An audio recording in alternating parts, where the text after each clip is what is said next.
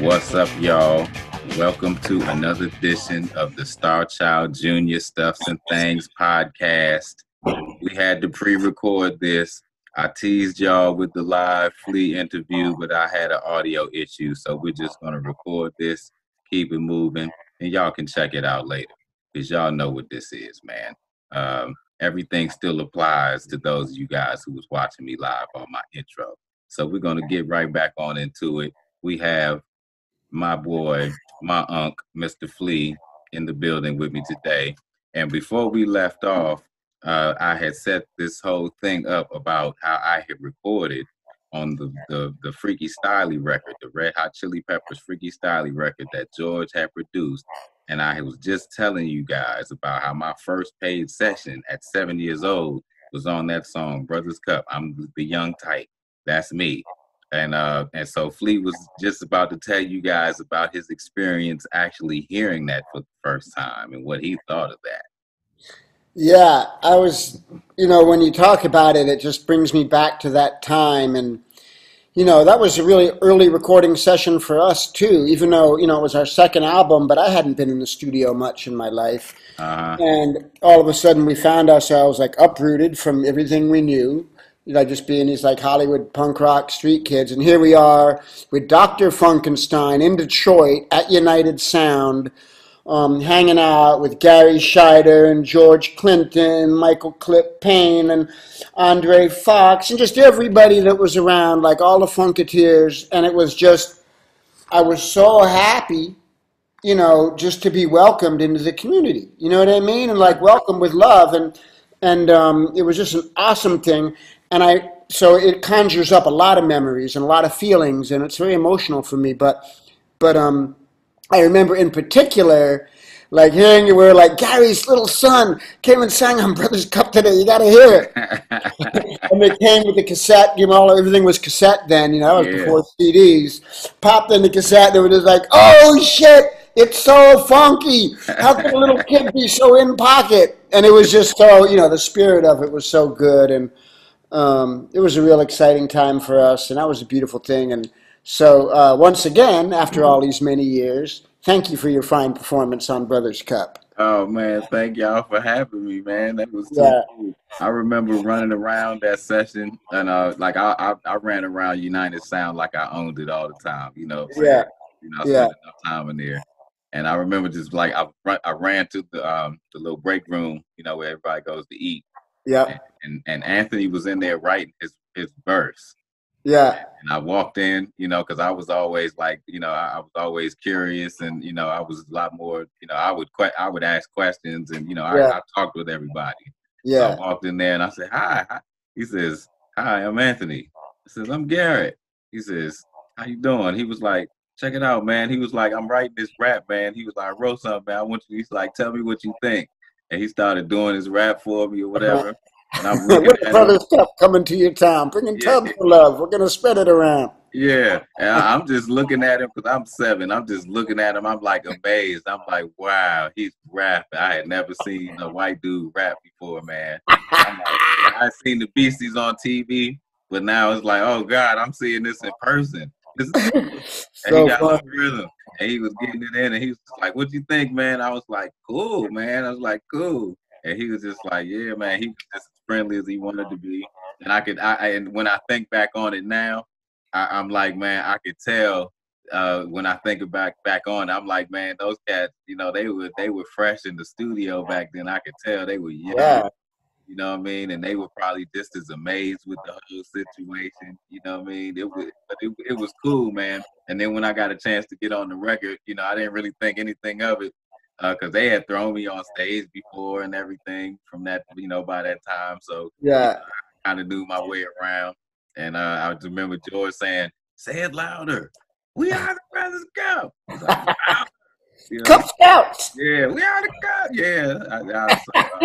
And then I got a $50 check sent to the house, and then we got a copy of the vinyl, and my name was on the vinyl. It said Garrett Soundcheck Shider. I was like, oh man, I'm in the big time now. Yeah. Yeah. And then the cool thing was, it was like, so shortly after that session. Oh shit! I'm so sorry. Hold on 1 second. Something's going crazy. Hold on. Do your thing. Do your thing. Good to go. Yeah, yeah. Yeah. So what I was My gonna wife say. mad at me. Oh man, it's all good. Tell her I said hi. She just walked by. Hi, Yeah. girl. So what I was gonna say. So now, shortly after that, now I can remember being at home, and I'm Mm. in my house. You know, I used to be like a movie buff as a little kid. I watched like every '80s movie that come out that was worth anything. I watched it. Mm. On cable, out at the video store, whatever. So I'm home playing, and I'm watching this movie, Big Shots. Is a big no, Tough Guys. I'm watching Tough Guys, and Yeah. I'm thinking nothing of it. Burt Lancaster and Kirk Douglas. It's Yeah. probably one of the last movies they did. These guys, they were old, man. They But were man, old. Yeah. yeah, watching this movie, thinking nothing of it. Then that bar scene comes up, and that bar scene comes on. My dad walked in my room like Johnny on the spot and looked right at the TV. And he said, for few seconds, he says, "Oh, that's Anthony." I said, "What?" He's like, "Yeah, that's Anthony. Remember you met him at the studio? That's Anthony in them round." I was like, "Oh, wow." And then, and then as it just went on, it was just like Chili Peppers. They're on the radio. Chili Peppers have a hit. You know what I'm saying? I get to high school. Everybody's give it away, give it away, give it away. Yeah. I went on a retreat when I was in performing arts high school Mm. before we got to school, and they were banging it on the bus because it was just I think it was kind of still fresh. It just come out. They were Yeah. banging it on the bus. And I remember just sitting on the bus thinking to myself, like, man, these cats don't even know, man. I'm on these guys, you know what I'm saying? Like, you know what I mean? Yeah. It was an Yeah. exciting time. But Oh it's funny man. because, like, just to roll back a little bit, when you talk about like being a kid and running around and being excited, like the experience for us too was like being a kid. It was Yeah. like being a kid in the candy store. You know what I I can mean? Like imagine. it's all so eye-opening, and being with people who were so experienced in the studio and made so many classic records, and all of a sudden we're in there, and I was just like, every second. Uh-huh. Yeah. Anyways, I just had to say it. But and also, that Tough Guys movie. Um, that was that was earlier. That was before we did that. Like before, we made Freaky Styley. I think that was Okay. before. That was we had just made our first record. Okay. I saw it on cable after the fact. So Yeah. it probably had been out already. I was just Yeah. watching it on cable, you know what I mean? And, Yeah. you know, And it's possible I have that wrong too in my pod-addled memory. yeah, But I have no idea. I do remember after the session, I saw the movie though, and Dad was like, "Yeah, that's Anthony. Remember you met him at the yeah. studio?" I was like, "Oh, okay, Yeah. yeah." Yeah. So that's some cool history, man, and I'm proud. I'm proud that I get to share that with you guys, man, because Yeah. because I watched it, and kind of part of me feels like I kind of watched y'all go from little kids to all of a sudden these superstars. So with that being said, proud of you cats, man. Good Thank job, good you. job. And likewise, I'm proud of you too. It's awesome. Like when we were touring together in Australia, like a year ago now, right? Like just about a Yeah, year ago. yeah, And just hanging out and watching you all play and watching you play and sing every night. It's so beautiful, because you see people through the years, and a lot of people who I grew up with, the people I know, like they didn't make it. You know what I mean? Like for one reason or another. And sometimes even to the reason of just like giving up on their dreams and giving up on what they held close to how they wanted to yeah. express themselves in their life. So whenever like to see you and like having met you when you were 7 years old, you know what I mean? To like look at him, like a grown man up there rocking and owning it, and then Uh-huh. talking to you afterwards and like being met with this like this awesome spirit is it feels good. Oh, it's just a Uh-huh. good feeling thing all the I way around. appreciate that, man. I appreciate that so much, man. Yeah. So with that said, let's get on into you now. Mm. We'll start here. I mean, because most folks, they know the Chili Pepper thing, and they know that you play bass, and they know that you're a bad dude, and you wild as hell on stage. We know all of that, and we all know that your greatest ever accomplishment is your greatest ever work, the thing that you're gonna hold most dearest is that regurgitated youth that you played on. You know what I mean? So, Absolutely. yeah. I feel like my whole life was building up to that moment of regurgitated youth.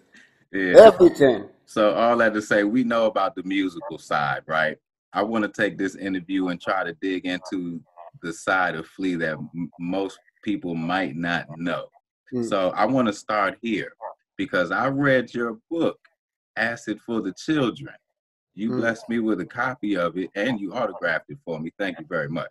You're welcome. Thank you for reading it. Oh man, as soon as I got it, I sat down and started reading, and I think I read it in like 2 or 3 days, man. I really enjoyed it.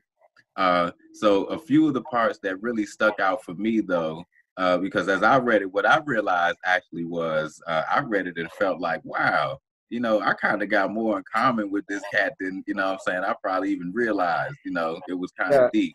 So one thing in particular that kind of struck me was how you were kind of influenced even to get into music as a little kid by your father, Walter.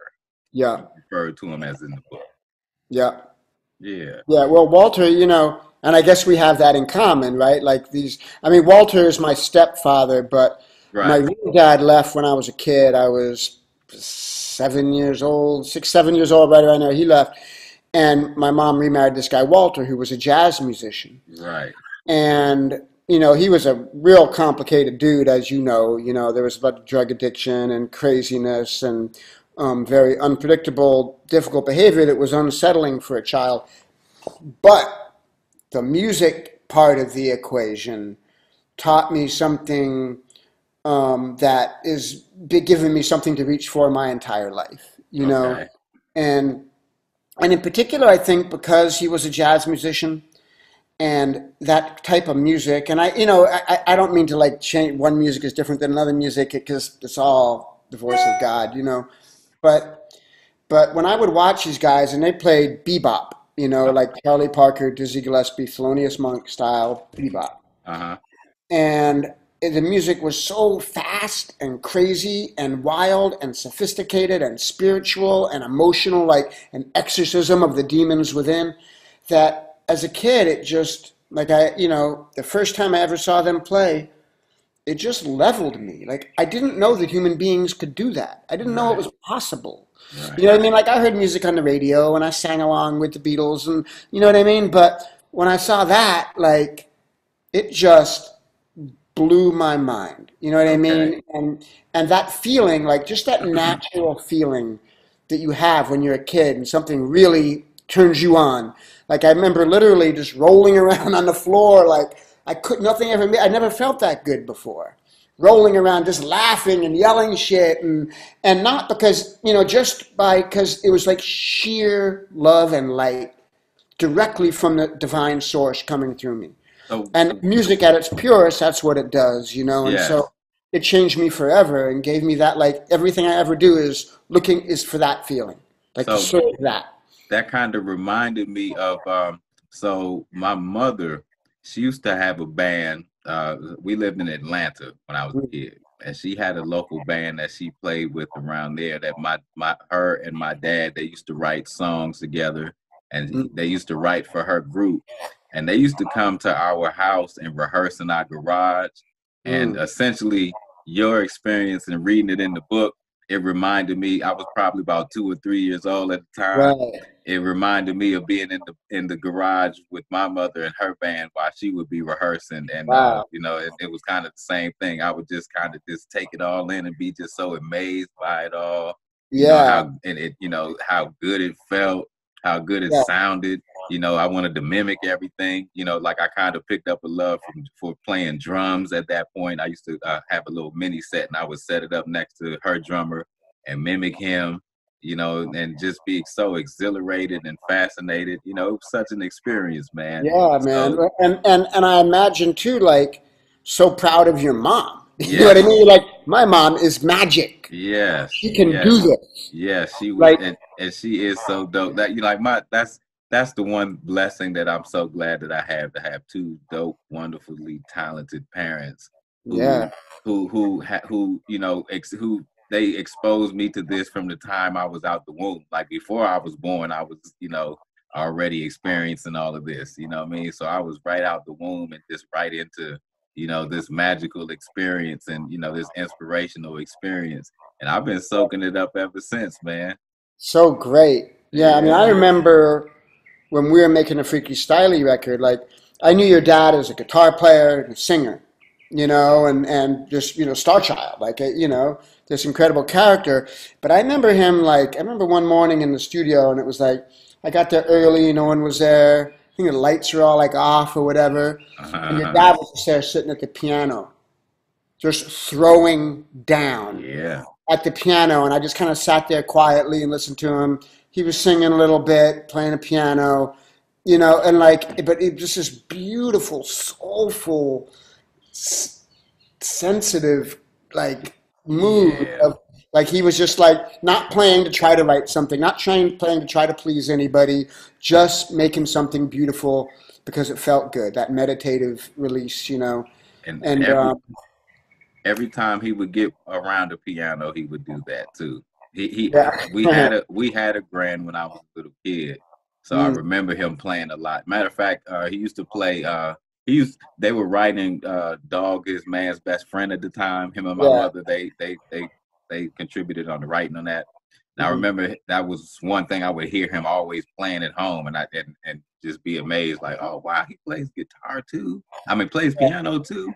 You yeah, know, yeah, that's yeah. I What was your mom's main thing? Did she? What was her she main thing? she she messed around with the piano, but you know what my mother's dope at? My mother is one of the dopest writers ever. You know what I'm saying? Like my mother would write some lyrics that would, like okay, the song "It Don't Come Easy" on that record, that Regurgitated Youth record I put Yeah. out. That hmm was actually something that I re-recorded of hers. Well, Her and my dad wrote it for her band when I was a kid, but she actually penned the lyrics. And the lyrics, they just, it was almost like a window into her soul. You know what I mean? Like it was so refreshing to hear, you know what I yeah, mean? And it just made me want to redo the song, man. I was just so touched by just her lyricism. And yeah, and a lot of people don't know too that she wrote, if anyone can ever decipher that lyrics that's being sung on Pro Mental, Shit Back Wash, Psychosis, Enema Squad, yeah, that stuff that my dad is singing under there, if you can ever decipher that stuff, my yeah. mother, she actually penned that lyrics. Wow, That's lyrics that she penned. wow. I actually remade that song and I released it on SoundCloud the way it was supposed to be made. Yeah, I got the lyrics from her and I remade it. But wow, yeah, that's what she was really, really, wow, really dope at. She can write. She can wow. That's write. incredible. Yeah.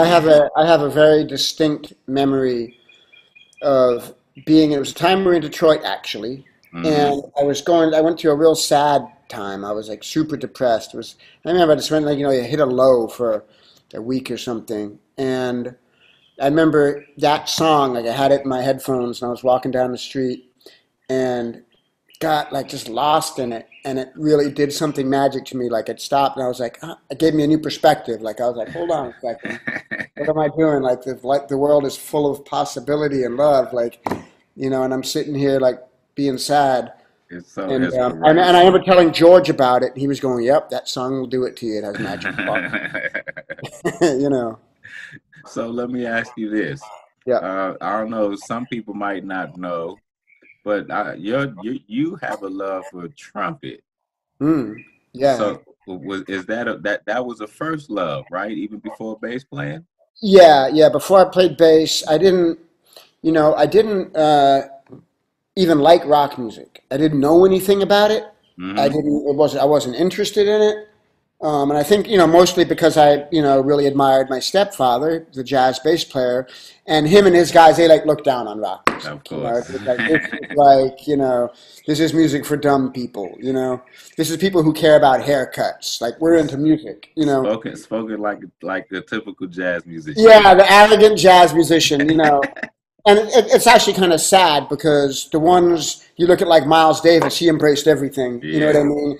And it really pigeonholed them. And then when what they did wasn't cool anymore, a lot of them just were fucked. You know, Mm-hmm. they couldn't work. But so I just wanted to be a jazz trumpet player. I idolized Dizzy Gillespie and Miles and Freddie Hubbard and Lee Morgan and Kenny Dorham and the great jazz trumpet players were my heroes when I was a kid. And until when I got into high school and I met Hillel, who you met when we made Freaky Styley, and he got me playing bass and turned me on R.I.P. to Hendrix. Hello. Yeah, yeah, turned me on to Hendrix and Zeppelin and all that. Um, and I got into rock music, and it was a whole new love affair. But as a kid, my goal in life was to be a trumpet player. I'm gonna grow Okay. up. I'm gonna play a jazz trumpet player. I'm gonna wear a badass suit. I'm gonna be slick. I'm gonna play it all. I'm gonna be like Dizzy Gillespie. You know what I mean? And cut to punk rock. It all went out the window, and me trying to get laid in high school. Right. Yeah. Imagine what happens. I mean, it's amazing what happens when you discover girls in school, right? Oh yeah, yeah. Yeah. Well, it was like a Changes you perfect make. storm. It was a perfect storm of me becoming really close with someone who lived and breathed electric guitar, Uh-huh. and him asking me to be in his band and saying, "Why don't you just learn the bass?" And me just kind of being, "Well, sure," and then cut to all of a sudden girls talking to me. You know what I mean? I was so shy and scared of girls. Uh-huh. And it all dovetailed, and I was like, "Whoa, this is happening!" And Uh, but crazily enough, though, um, when I was a kid in high school, or even before that, like junior high school, so I was in junior high school from 74, 73, 74. I started middle school, okay. and P-Funk was getting big, Mm-hmm. and it was really big in my school. And I liked funk. I didn't like rock music, but funk had horns in it.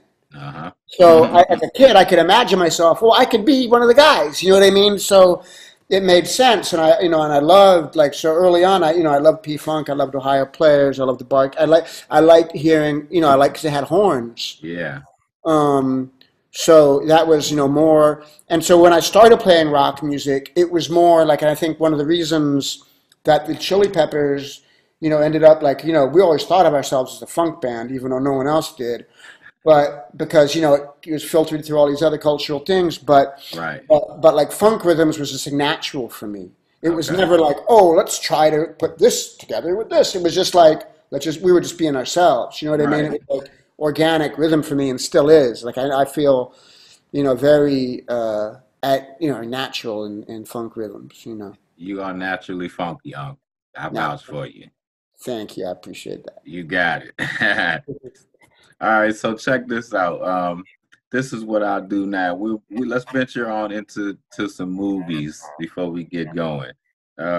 Hold on, because I want to pull up a few right quick. I want to do something right quick because so I didn't even realize how many movies you've been in. You know what I'm saying? You're like a bona fide movie star too. You know what I mean? You're an actor, bro.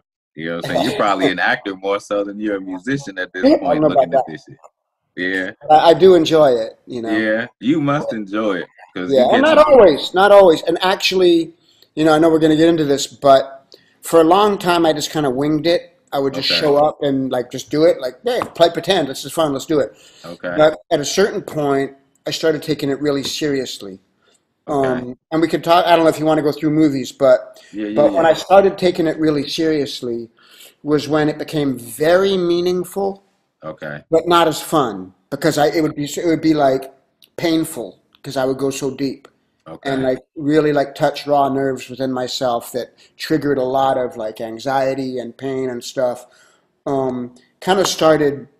Let me go through this, but I did this movie called Lowdown. okay, I did it. I don't know. It's like 7 years ago now or something like that. okay, And it's about this jazz pianist called Joe Albany, and okay, his daughter, who's my age, who grew up in Hollywood, in like the poor part of Hollywood, and her father's this jazz musician who's this brilliant musician, but he's a junkie. You know what I mean? He's a heroin addict, and he's a mess, and he's a sweet guy, but just addicted to heroin, you know. Uh-huh. And she, you know, he passed away, but she grew up and wrote this movie about it and asked me to be in it, and I played a part of his father. But it's all about this girl's the same age as me, same town, same time, and I grew up with a heroin addict, jazz musician parent. Mm-hmm. And it meant so much to me. Like she asked me to be in this movie, and it hit so close to home. I was like, I want to honor this.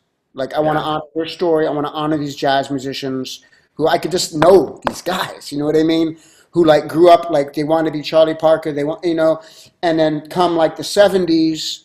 Here's these very accomplished musicians, these jazz musicians, and no one gives a shit.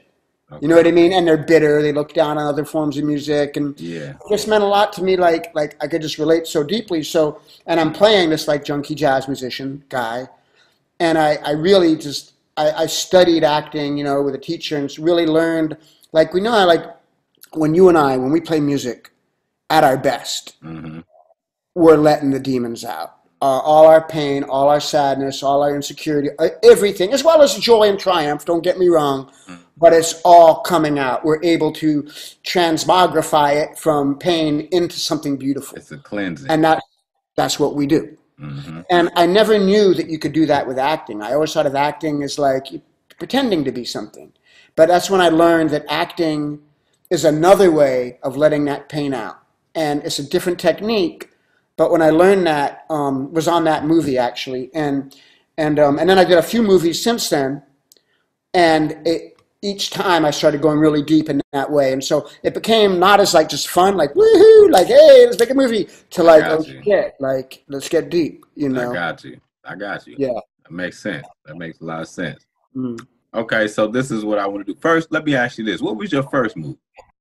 My first movie was a movie called Suburbia.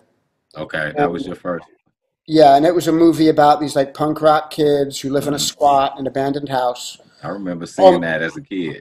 yeah, and that was pretty common among the punk rock kids. A lot of them like kind of borderline homeless or whatever, and just like running around, getting into trouble, doing drugs, loving just the street, the Right, punk rock music, do it yourself, you know.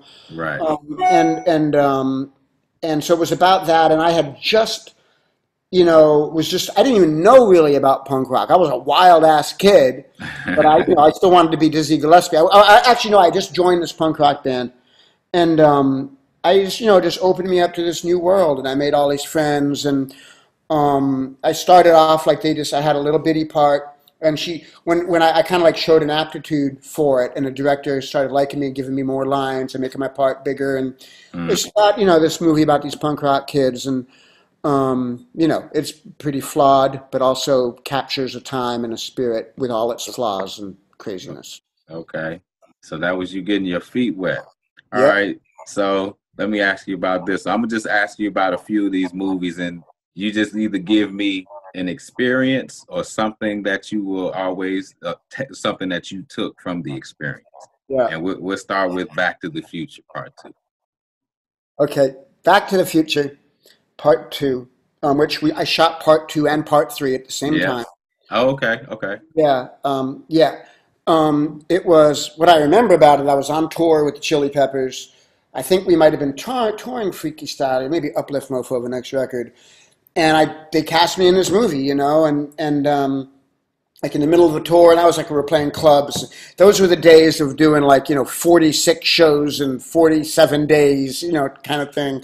And Uh-huh. We and flew still with do it. band and shit. And I flew home to like act in this big budget movie and came back, and I was just excited to be a part of it. I can't say, I mean, I wanted to do a good job and bring everything I could, but I can't say that it was as it wasn't as emotional for me as other movies. I wasn't around it enough to get as attached to, because I always like other movies. I like fell in love with everybody, and that Uh-huh. one was kind of like a gig. I was in and out, but I'm really grateful for them for making me a part of it. Did you like the role? The role was crazy. Yeah, the role was crazy. I don't even know if I understood the role at the time. Like they explained it to me, you're just this weird devilish dude that shows up and like tempts Michael J. Fox to get into trouble. I had never seen the first Back Uh, to the Future. I uh-huh. didn't know.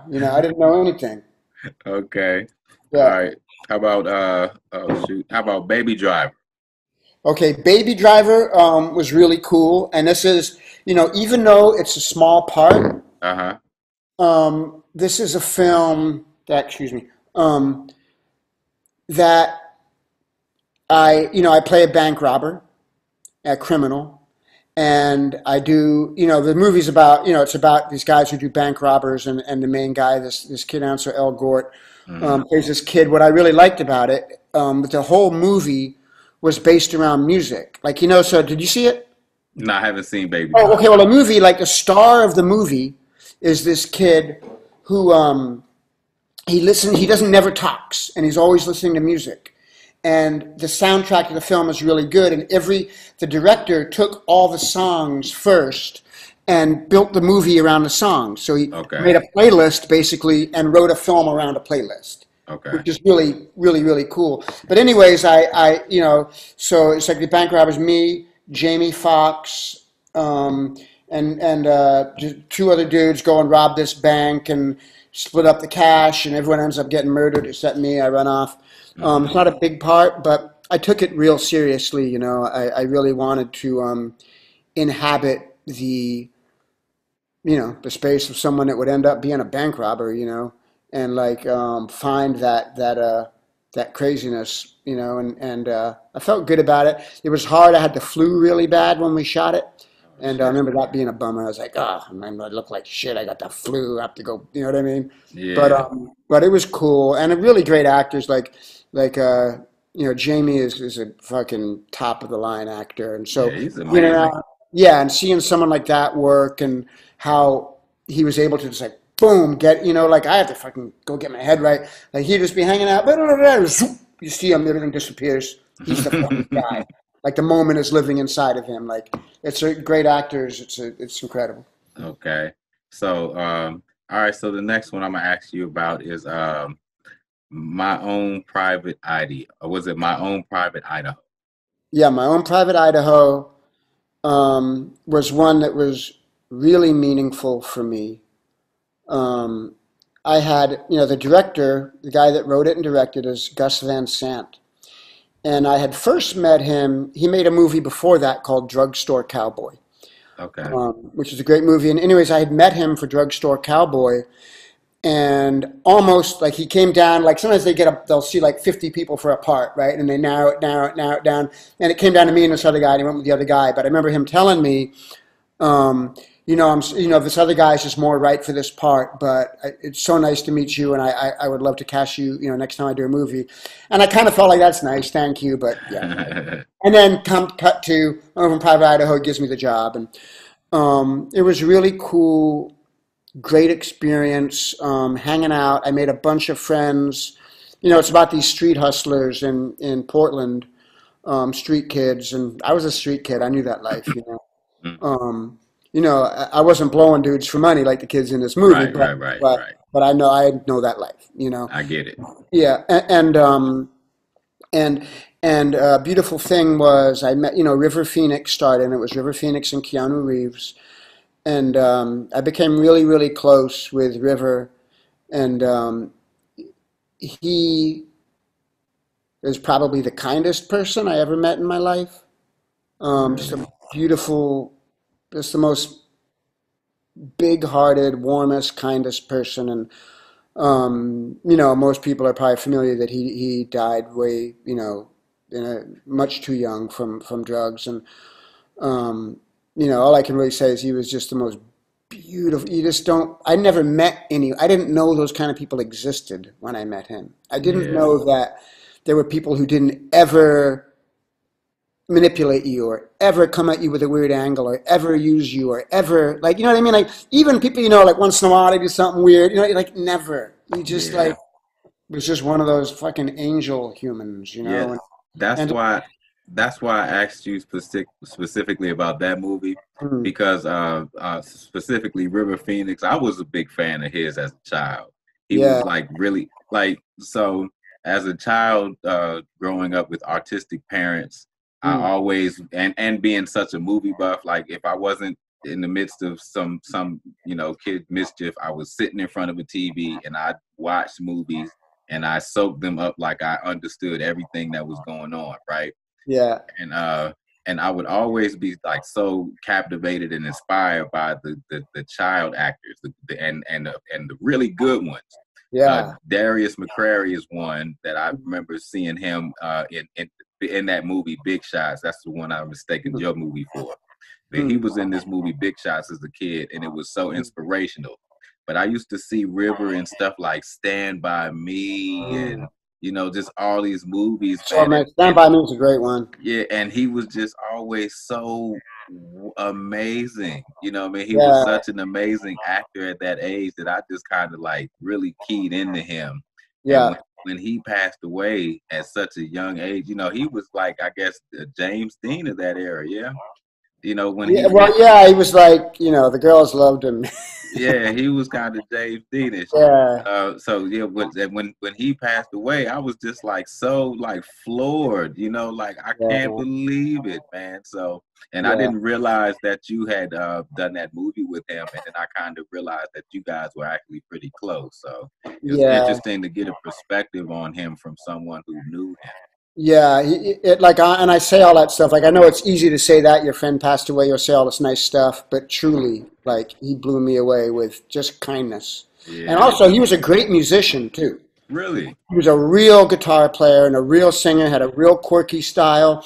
He actually, his sister, Rain Phoenix, Mm-hmm. they had a band called Alakazadic. And they are, she's putting out a record sometime soon, I'm not exactly sure when, of their music. And it's all, River playing guitar and singing. And I actually just the last few weeks played bass on some stuff. Like Oh, the that's cool. recordings were kind of messed up recordings, and I went in and played bass. So it was just like a couple of weeks ago. I was sitting in my garage playing, listening to River and Rain sing together, and playing bass with it, and Uh, it felt so good. Yeah, they had Yeah, a deep family, man. All those names yeah, of Rain and Liberty and yeah, Summer and yeah. Leaf, Yeah, yeah, River. Leaf. Yeah, Well, that was Joaquin when he was yeah. he was Joaquin, but he was like wanted to have a nature name like all the other kids. Uh-huh. So it was Leaf for a little while. Yeah. Yeah, So that's a pretty interesting thing, man. It's interesting to get a perspective from someone who knew him, because I was always fascinated by him. Yeah, as an actor, man. He was yeah. amazing. Oh, you would have loved him as a human too. I'm sure I would have, man. Yeah. I regret I never got a chance to actually meet that guy, man. Mm. R.I.P. Ripper, man. Yeah. So now we'll get into this last one. So you were in Queen and Slim.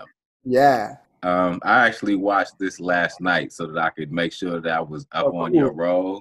I Yeah. sat up last night and watched it before I went to bed. Mm. And I noticed that role is not much unlike the Flea that I actually know. Mm. Thanks, Yeah. man. Yeah. I got to tell. This is kind of apart from the film, but I just got to say it real quick because it's just a quick little story that's interesting. Okay. Is that sometimes things happen and they're just really meant to be. Uh-huh. So I got married just about a year ago, Yes, you did. and my my wife, right when I started seeing her, we were keeping it quiet, not telling anyone, we're dating. It's Uh-huh. like we've been dating a couple of weeks. I get the script in the mail called Queen and Slim.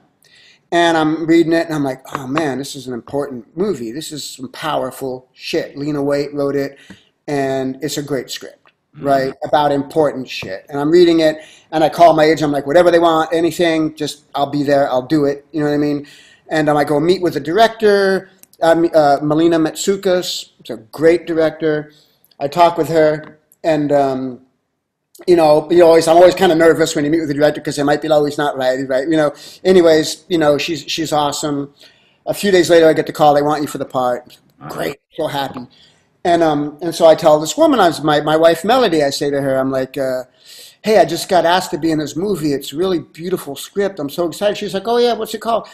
And it's called Queen and Slim. She goes, oh, that's my best friend Melina's movie. And so it's just this wild thing. I meet this woman who I totally fall in love with. Her. I'm like, I'm going to marry this woman. At the Uh-huh. same time that they don't even know that we know each other. Get Uh-huh. offered to be in this movie, and it's like from two different parts of my life, and they're best friends.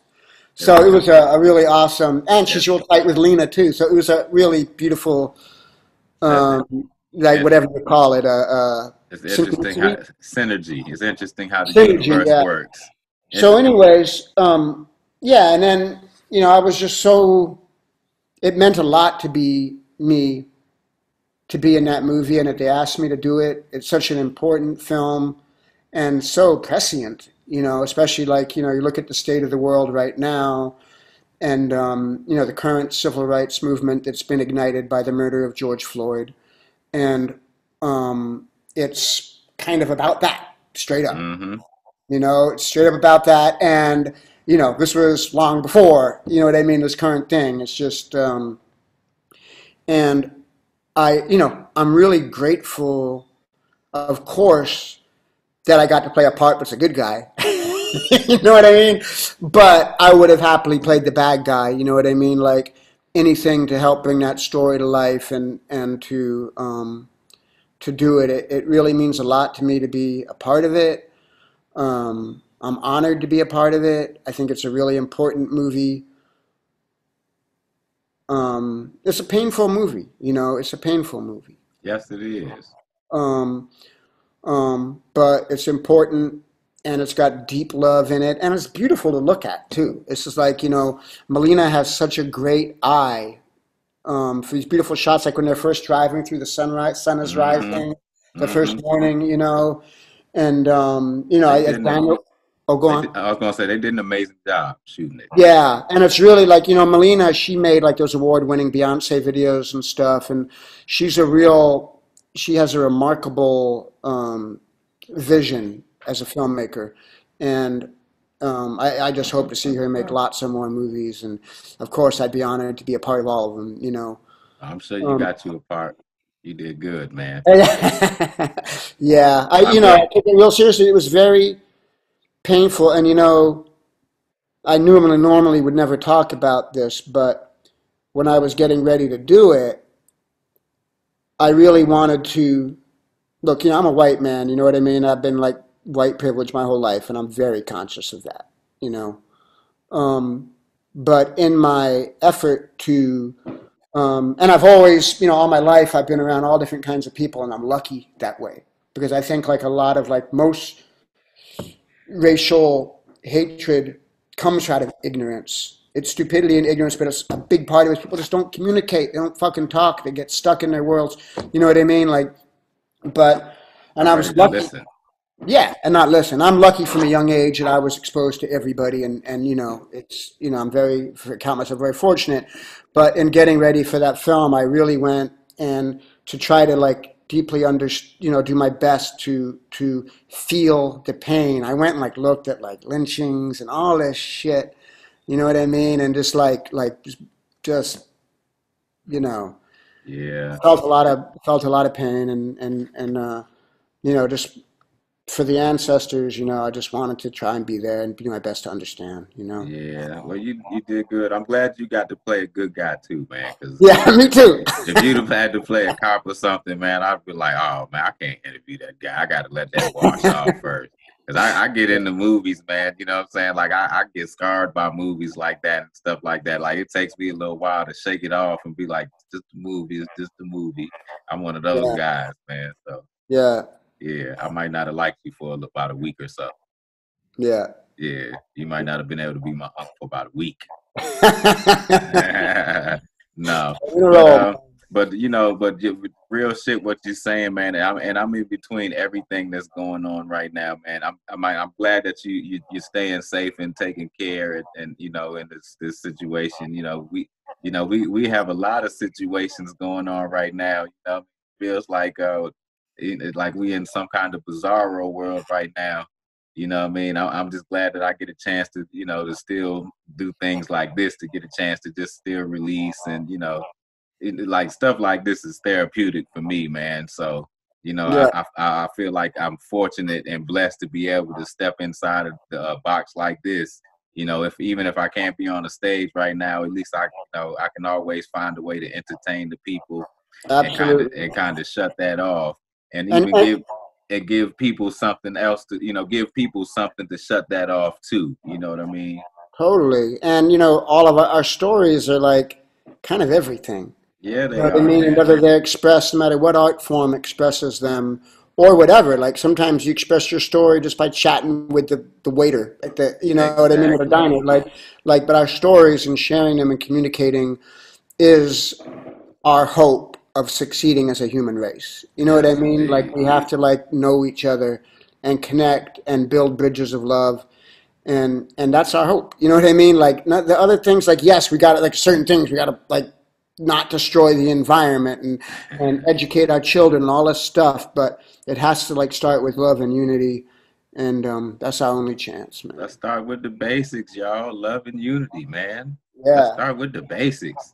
And absolutely. wear a mask. God damn it. Yeah, wash your hands, wear a Wash mask. your hands, I damn don't. it. That's one thing. Like I just don't. I don't. Yeah, Like I'm what is telling it you. like? It's like this will stop people from dying. Like Well, why? I'm not doing that.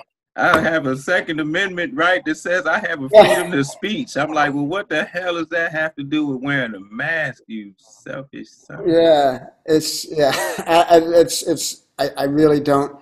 Like sometimes, like if it's a point of view that I really disagree with, and I might even think it's a cruel point of view, and it's an unkind point of view. But there'll be some like, okay, but I get it. This person is like, this is their experience. Like I kind of like, you know what I mean? Like, but this just makes no sense. Like it everybody, none. it's like you can get it and give it to someone, and your grandmother's going to get sick and die. Like So what? what? I'm still not wearing a mask. Yeah, like Like, you nope. know. Like, yeah, like you just wash your hands up and say, God bless us. Yeah, You know what but I I mean? also like I feel like when Donald Trump was elected, I knew that there would be a lot of things that would be really, really difficult and hard. Yeah.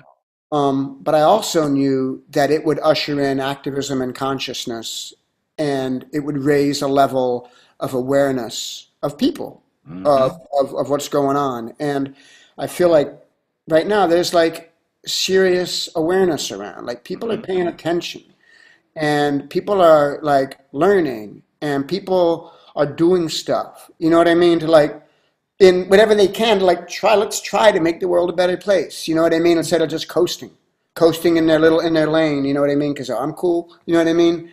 And so it gives in a way it's a really good time to be alive, and I have a lot of can't help but have a lot of hope for all of us. You know. I tell you what, that's one of those reasons why I never question the universe, man, because like as crazy as things are right now, like you say, people are more aware.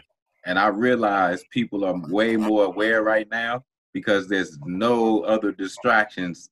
Everyone's stuck in the house. You know what I Yeah. mean? So we got this virus out here keeping everyone in the house. You know what I mean? I never question the universe, man. Things Yeah. are happening for a reason. People are, Yeah. for some reason, we're being made to stay home. We're being made to focus. And these things are now happening in front of us for everyone to see. You Yeah. can't turn away. No. You can't ignore it. You know Yeah. what I mean? And when your eyes see it, you can't unsee these things.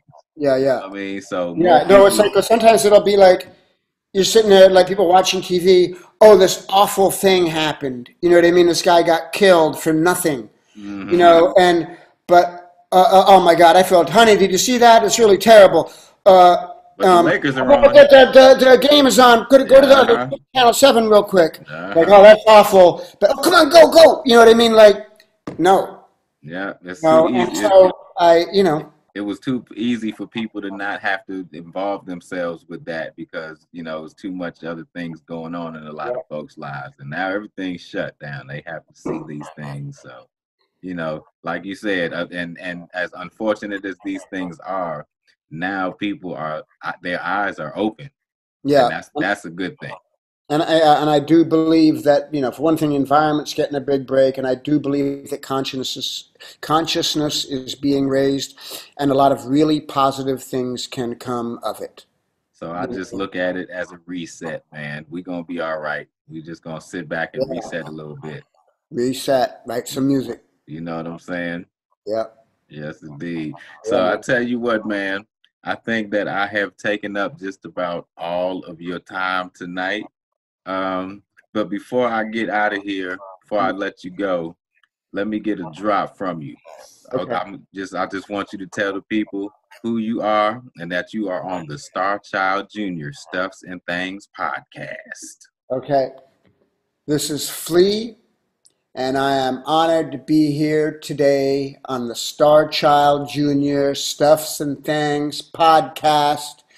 Peace and love to one and all, and that's it. Yes, indeed. Oh, let me ask you one more thing Yeah. before I get you out of here too. What the Lakers gonna do? They're gonna win it all. They gonna win it all. I They're knew gonna you was win it gonna say all. that. You really They're gonna believe win it that, all. don't you?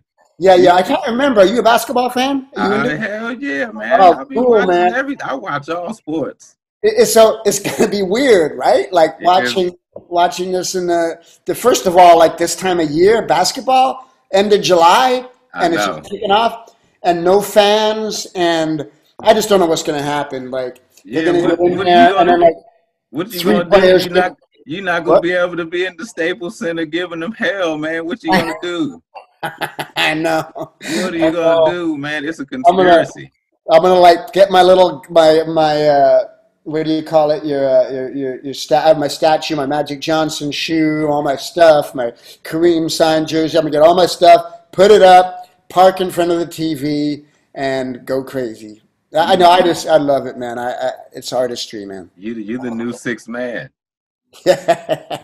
He's the new sixth man. Jack retired, right? He's not coming to the games anymore, right? He still comes, but he's slowed down significantly. Yeah, see, you getting ready to be the new sixth man, so the new official 13th man. mascot.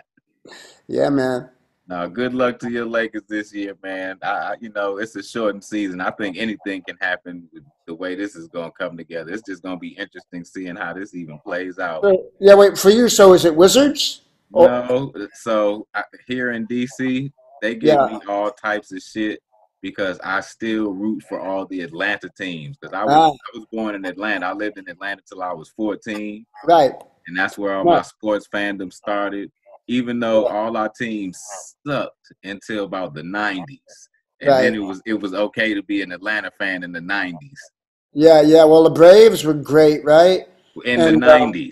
yeah, In the yeah, yeah. 80s, when I lived there Oh, and we yeah, used yeah, to go to the yeah. games, they were terrible. Well, it's been a while for the Hawks, but Trey Young is real, dude. Yeah, I like what the Hawks are doing. Trey Young is wild, and there's that other kid, John John Thompson Collins. Collins. That's his name, right? Yeah, I like Yeah, what yeah, they're doing. yeah, yeah. Trey Young's exciting. Yeah, and they're coming too. They still got a few. They got a lottery pick coming this year. They got a few Right. lottery picks that they're stacked with already. They're coming. Maybe they'll get LaMelo Ball. Yeah, I don't know if I want him. Hard to know. Yeah, It's hard. you know who I want? I want Weissman. That's who I want them to get. I don't know the draft class that well this year. I don't. Okay, that's Yeah. the boy who played for Memphis, who was ineligible for. They let him play for 12 games, and then they decided he wasn't eligible anymore. And he was How can he not be eligible for the NBA? no for he was playing. Oh, right, right. Oh, I read about that dude. Yeah, he plays for Penny Hardaway. He was playing for Penny Hardaway's Memphis squad, and he was having an eligibility issue. They let him Right. play like the first 12 games, and then all of a sudden Yeah. they decided he wasn't eligible, Hmm. or something they made him go through, and he decided he was just going to go to the draft. Right. Yeah. I mean, normally I get to know the college players at the tournament. Like, I watch the whole tournament real tight. But Okay, yeah, yeah. okay. I go to high school games and shit, dude. It's so fun. Y'all don't ever get a pick anyway, do you? Huh? The Lakers don't ever pick. They don't ever pick in the first round anyway, do they? I don't Don't have a they pick trade for all like their 47 years. Yeah, they trade all their picks for superstars. Yeah. Come on, Yeah. Well, AD. Yeah. I'm good excited. luck to your Lakers, I'm man. excited. Thank you, Garrett. It's Yes, great to see you. And stay in touch. I'll talk to you soon. indeed, man. You take care. Tell Melody I said hey. I will for sure. All right, take care, y'all. All right. Bye now.